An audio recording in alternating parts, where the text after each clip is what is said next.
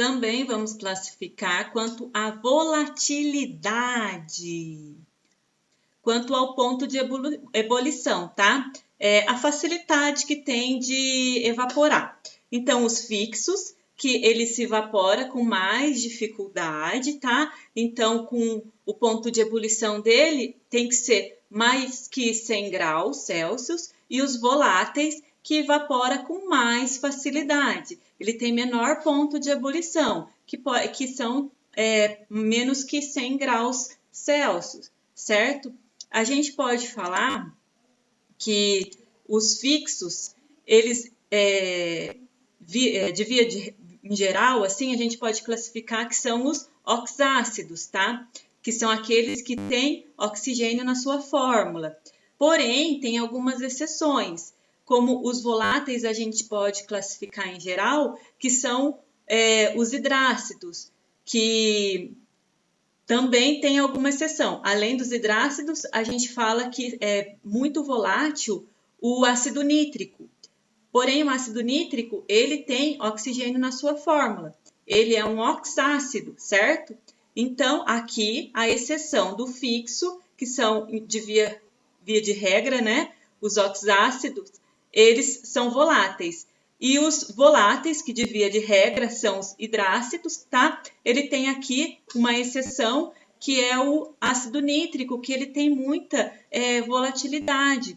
Então, a gente já viu lá na aula de segurança laboratorial, lembra? Que quando a gente vai manipular resíduos, né?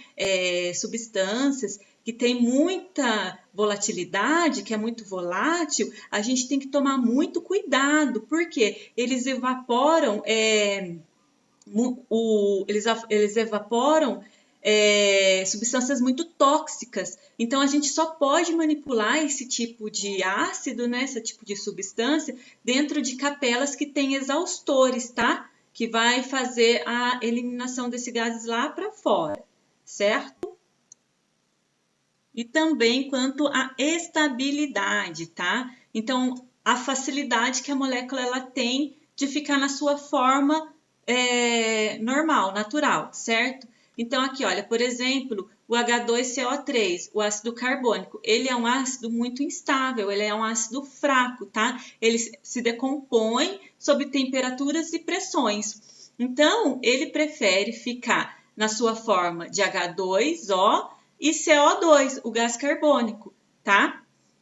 Ele, ó, H2CO3, mas ele prefere ficar nessa forma. Então, são classificados quanto à estabilidade deles. São instáveis ou estáveis, tá? E aqui a gente vai falar quanto à força ácida, tá? Como que eu sei se é um ácido forte ou um ácido fraco? Qual ácido é mais forte e mais fraco que o outro?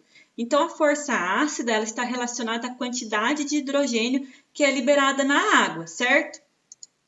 Então, olha, se eu tenho muito hidrogênio, H+, é um ácido muito forte. Se eu tenho pouco H+, é um ácido fraco, certo?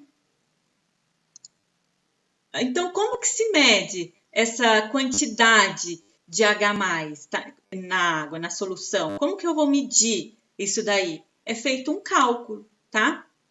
Então, olha, esse cálculo, ele é chamado de grau de dissociação iônica ou ionização e é simbolizado pelo alfa, tá? Ixi! Ih, deu um problema ali, gente.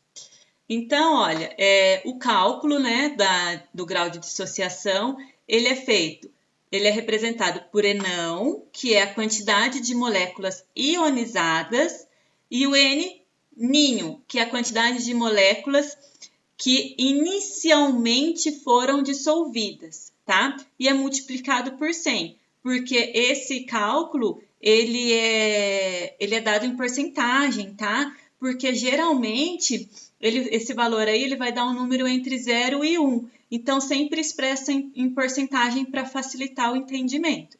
Então, aqui, ó, por exemplo, o HCl, 95%. Ele é 95% por quê? Porque a cada 100 moléculas de HCl que eu coloquei na água, 95 moléculas, elas conseguiram se quebrar e liberar o H+, tá? Ou seja, o HCl, ele é um ácido muito forte, porque ele conseguiu liberar bastante. Ih, o que aconteceu aqui? Ele é uma molécula muito forte, porque ele conseguiu liberar bastante H+ na solução, tá? Então, olha aqui, olha. O H3PO4, ele é um ácido mais fraco em relação ao HCl, porque ele conseguiu, a cada 100 moléculas, ele conseguiu liberar 27% só, 27 moléculas, 27 H+, na água, certo? Então, olha, ai, gente, não sei o que está acontecendo. Então, voltando. São classificados, a classificação do grau da ionização, ela se dá pelo grau de ionização maior que 50% é considerado um ácido forte, tá? Aqui o exemplo, HNO3 e o HCl são ácidos fortes porque o grau de ionização de cada um é respectivamente igual a 92% e 92,5% a 18 graus. De 5%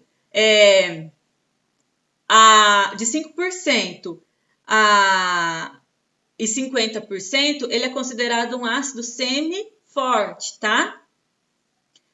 E menos que 5%, de 5% para menos é considerado um ácido fraco, certo? Então, olha, como que eu vou saber só de olhar se um ácido ele é forte ou ele é fraco, qualitativamente? Então, aqui, há umas regrinhas práticas, tá? Para reconhecer um ácido forte ou fraco, tá? Qualitativamente, tá?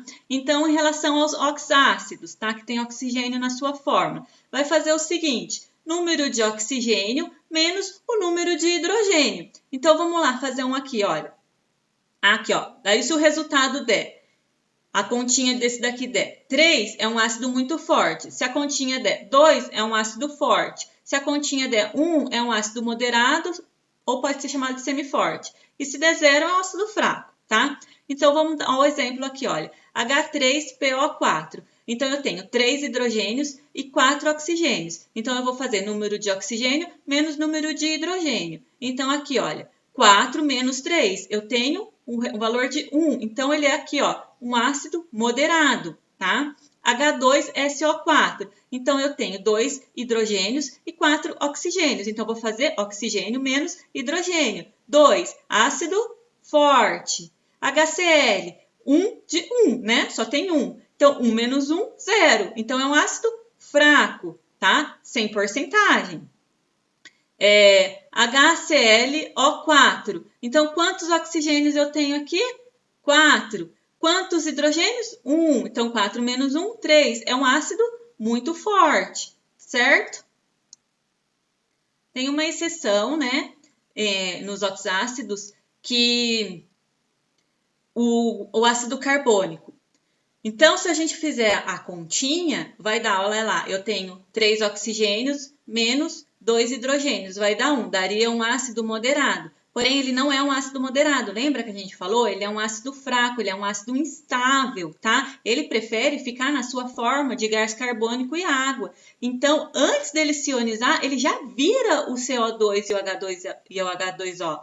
Então, ele libera pouco, tá? Pouco hidrogênio na água. Então, salvo exceções, né, como o ácido carbônico, essa continha não dá, não funciona, ok? Aqui no caso, se eu tenho 3 ácidos, tá? O HCl, aqui o bromo e o iodo. Como que eu vou saber? As 3 continhas deu o mesmo valor. 1 menos 1, 1 menos 1, 1 menos 1. Os 3 deu 0. Qual dos 3 ácidos é mais forte ou mais fraco? Como que eu vou saber qual é mais que o outro? Então, olha, quando acontecer isso, a gente vai saber pela eletronegatividade do átomo, tá bom? Então, olha, se a gente for olhar lá na tabela periódica para ver quem é mais eletronegativo que o outro, a gente vai ver lá que o cloro ele é mais eletronegativo que o bromo e que o iodo, certo? Então, a gente vai saber pela eletronegatividade, tá? Do ácido. Quem é mais eletronegativo é mais forte que o outro, certo? E no caso dos hidrácidos? No caso dos hidrácidos, não tem como saber fazendo uma conta, tá? Não tem como fazer, não tem uma forma de calcular quem é mais ou quem é menos, tá? Então, a gente vai ter que memorizar mesmo, no caso dos hidrácidos. Então, olha lá, tenho ali o iodo, o bromo, o cloro, o flúor, o enxofre e os cianetos, certo? Então, é nessa escala. Então, os ácidos são fortes, o iodo, o bromo, o cloro, são moderados, o flúor, e são fracos, o enxofre e os cianetos, certo? Ai, apertei aqui antes da hora. Tá, mas no caso, se nós estivéssemos em sala de aula, eu tenho certeza que algum de vocês me faria a seguinte pergunta. Professora, o flúor, ele é mais eletronegativo que o iodo. Por que ele está no moderado? Deveria ser forte, porque atrai mais moléculas. Alguém ia fazer essa pergunta? Eu tenho certeza que ia. Eu já tenho até em mente quem iria fazer essa pergunta. Então, eu já vou logo respondendo, tá? Aqui, olha, ele não é regido pela eletronegatividade, tá? Aqui, ele é regido pelo raio atômico, ou seja, pelo tamanho do átomo que determina. Então, aqui no caso, ó, o ácido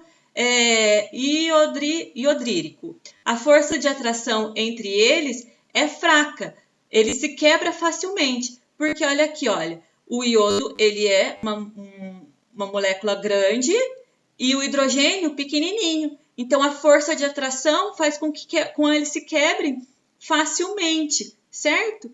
Agora, aqui no caso do flúor, a força de atração ela é intensa, eles não se separam facilmente, porque eles têm mais ou menos o mesmo tamanho, não é um grandão e um pequenininho, tá? Então, quanto mais para baixo aqui, olha, da tabela periódica, mais camadas de átomo se tem, certo? Aqui, ó, peguei até uma bonitinha aqui para a gente ver.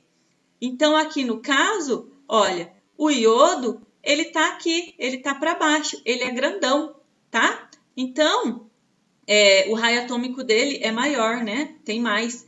Então, ele é mais fraco, tá? Porque ele se quebra facilmente. A força de atração dele faz com que ele se quebre facilmente do hidrogênio. Agora, já o flúor com o hidrogênio, mais ou menos, eles têm o mesmo tamanho. Não é um grandão e um pequenininho, certo? Então, aqui a gente vai diferenciar por isso. Então, a força ácida, ela relaciona-se com a condutibilidade elétrica, tá? Então, quanto mais íons, mais condutibilidade.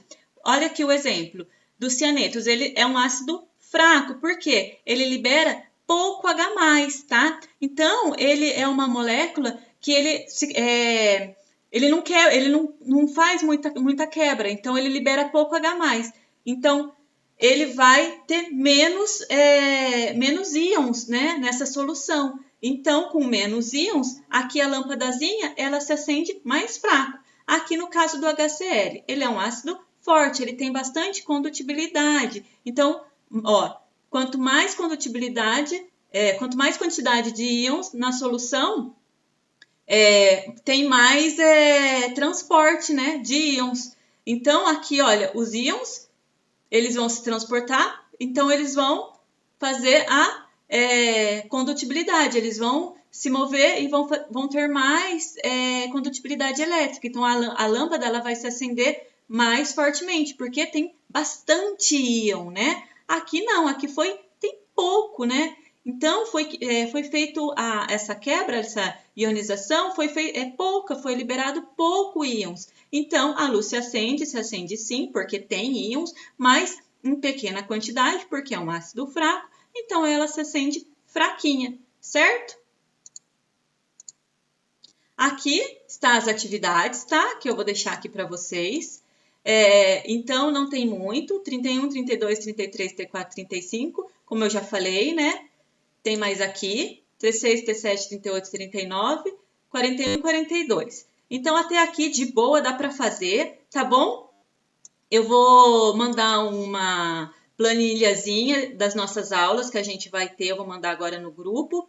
E eu vou falar lá no grupo como que vai ser as atividades a partir de hoje, tá bom? E a gente conversa lá. Encerro aqui, tá? Hoje a gente acaba por aqui. Na aula que vem a gente vai falar um pouquinho mais de ácidos e vai entrar em base, ok? Até mais tarde.